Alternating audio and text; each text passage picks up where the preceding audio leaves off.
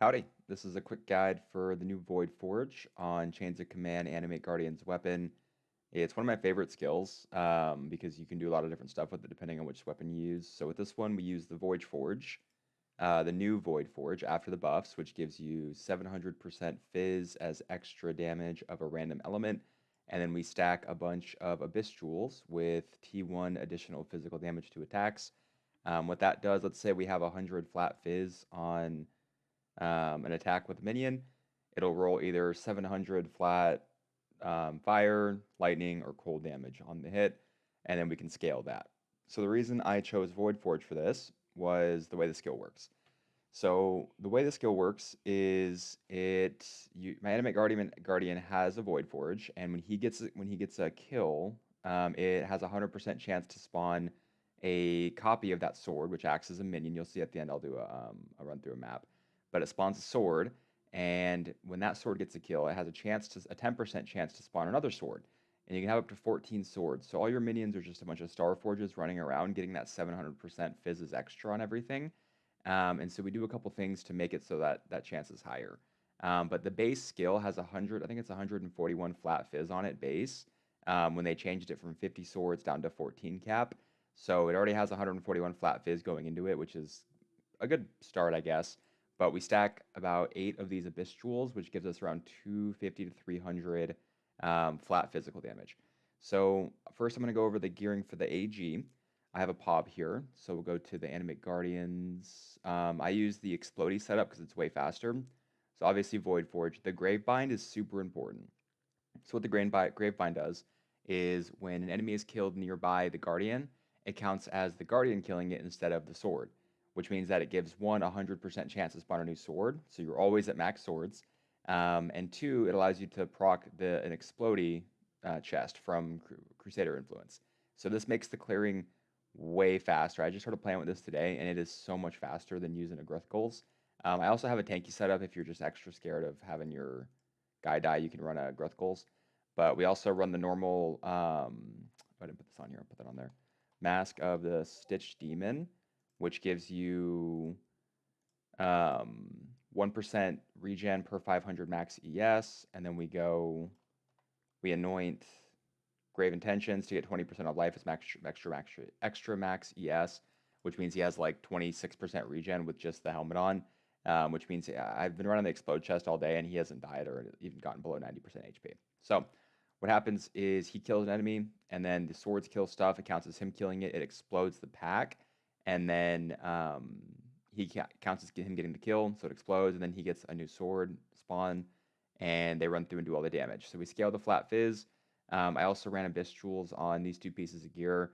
When I went to Explode, I used to have an Abyss Jewel pair of gloves here, but I went Explodey, so Voidforge cannot deal elemental damage. So the physical damage, since it's coming from the minion is the source of the damage, the Guardian, he can't deal non-elemental damage, and since the Crusader Explode is physical, it won't do anything. So we have to convert it to elemental for it to do damage, which is why I went Triad Grip. And then I went Aegis, and just for some extra defenses. There's a few upgrades that need to be pushed on this build. I'm not sure how far I'm going to push it, but the best one would be the All in the Toll Amulet that gives you an extra socket here to support your 6th link, giving you a 7th link. That adds on a ton of damage. So if you want to push the build, that would be the next upgrade. I'll also put in some in the POB I'll post. I'll put some notes up here just on what to do for upgrading past how I have it now. But the build's pretty good now as is, just as a concept. What we do is glancing blows down here for the Aegis. These two nodes are good. Pretty normal stuff through here. We're just taking any jewel socket we can get, as well as skill duration. So the swords last a base 20 seconds. The more of this you have, the comfier. If you have Gravebind, you might not need all the nodes, but I just like to have them because I run a lot of rituals, so I like to have time to farm my rituals and then still go do other stuff throughout the map. So we just take the mediums. I have one RMR cluster up here. This is not required. I think this lets me run precision, which is for some extra accuracy. But the big thing is to get ES or life if you want to run a life variant to this. And T1 flat fizz. So minimum of 28 damage on the flat fizz roll. And everything else is Feasting Friends Renewal, except for one. I have Life from Death and Blessed Rebirth. This is just a precaution in case there's a giant hit and all my swords die.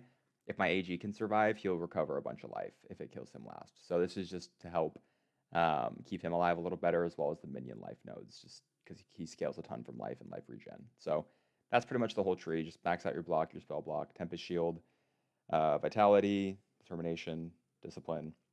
Precision's not super necessary, but it helps. Also with the Guardian Ascendancy, you get some extra ES and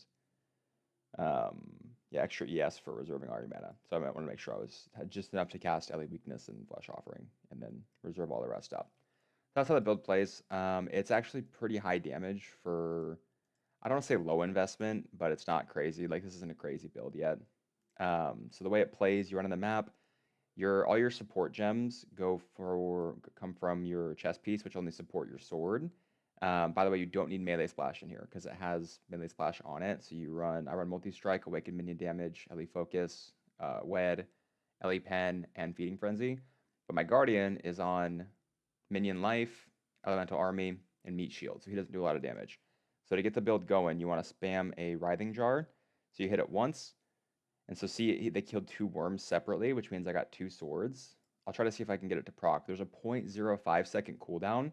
So if both worms get killed with 1 hit, like that, I only get 1 sword because the cooldown head didn't go off cooldown yet. So the build's pretty tanky. The only thing I really die to is Eldritch Minions, but you can see how fast it is here with the Explodey mod on the Guardian. It just kind of pops all the packs through here. Oh, cool, Ritual. So you get to see how it clears. Usually I don't like playing minion builds for clear builds because they're a little bit slow sometimes. It's just hard to compete with the exploding pops. But with this build, you get both. So you can see the 13 up here. The bigger number is how many are spawned from the Guardian. Because when the Guardian gets the kill, it spawns a level 20 Animate Guardian's weapon, which does a little more damage and has the 100% chance. The level 18 is what spawns when the sword gets the kill, which means that the sword got the kill outside of range of the Guardian. So it wasn't in range of the Grave Bind that the Guardian's wearing to get the chance to proc. So now we're at 14. You'll see those numbers kind of change, but the bigger number is usually how many of the level 20 ones you have up.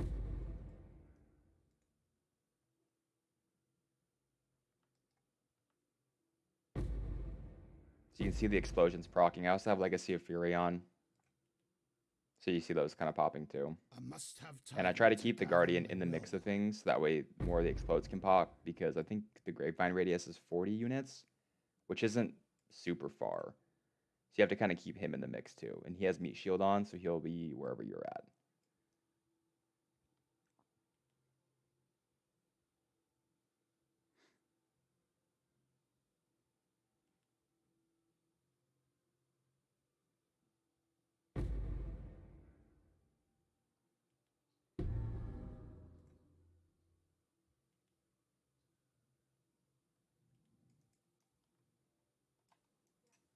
And throw Ellie Weakness down on single target. Chunks it down. Ooh, Imitation, nice. This is a Beyond boss. This is a good one to test it on. Because these guys usually are pretty rough. So the build's pretty high damage, decent clear. I'd give it like a 6 out of 10 on clear speed, like 8 out of 10 on tankiness, and like a 7 out of 10 on damage at least for mapping. This isn't a bosser at all, because you need to get kills to put your targets up. But you can see it clears really quickly. It's about as fast as you can run if you're okay with killing stuff behind you, letting them kind of drag along. I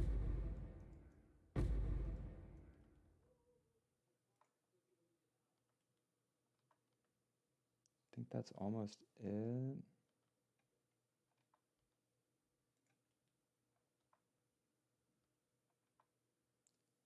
Forgot a little pocket up here.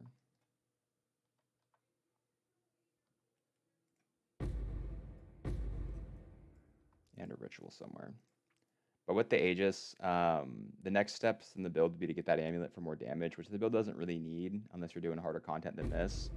But the big thing would be to get some kind of max reses, or maybe go Melding of the Flesh. Because with only 4k ES, you can die to like some big fire hits or lightning hits. Cold damage like Ice Novas from chests are fine.